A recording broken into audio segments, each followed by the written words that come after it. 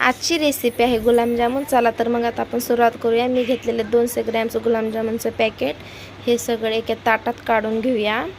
ताटात काढल्याच्या नंतर जसं जसं दूध लागतं आपल्याला तसं तसं थोडं थोडं दूध टाकून मळून घेऊया। हे पीठ मस्तपैकी सॉफ्ट होईपर्यंत। मग नंतर 5 मिनिटासाठी नाही तर 10 मिनिटासाठी बाजूला ठेवून टाकूया। मी घेतलेलं पाक बनवायला मी 1.5 ग्लास त्यात साखर टाकलेला आहे, इलायची पूड टाकली त्याच्यात। आता हे तळ हाताने मस्त सॉफ्ट होईपर्यंत गुलाबजामुनचं पीठ मळून घेऊया।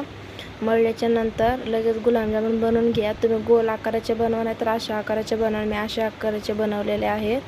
तेलात मस्तपैकी तळून घेऊया गोल्डन कलर येईपर्यंत, लाल कलर होईपर्यंत हे मी मस्तपैकी तळून घेत आहे तेलामध्ये। तुम्ही तुपात पण तळू शकता, पण मी तेलात तळलेले आहेत। आता मस्तपैकी तळून घेऊया आणि एके ताटात काढून घेऊया। एके ताटात काढल्याच्या नंतर ते थोडे थंड झाले नॉर्मली तर मग तेव्हाच पाकात टाकून घेऊया। ताटात काढून घेत आहे मी आता हे सगळे गुलाबजामुन।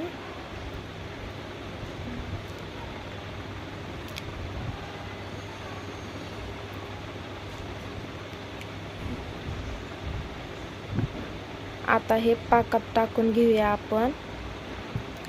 गरम नाही टाकायचे, थंड झालं टाकायचे। हे बघा आजची रेसिपी तुम्हाला कशी वाटली नक्की सांगा। लाईक करा, शेअर करा, सबस्क्राईब करा।